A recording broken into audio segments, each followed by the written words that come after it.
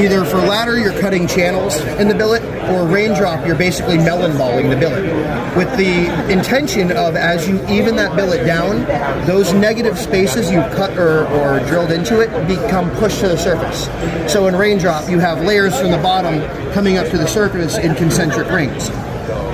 With Crush W, what you're doing is you're manipulating the end grain. So I make the 21 layer billet.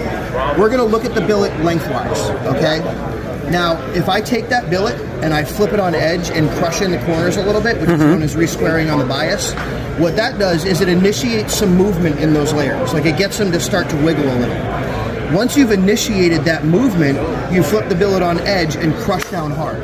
What that does is because you've already initiated that movement, the layers tend to bow out like this into what's known as a crushed C. You then draw out, cut, and restack that crushed C. That crushed C begins to repeat into what's known as a crushed W.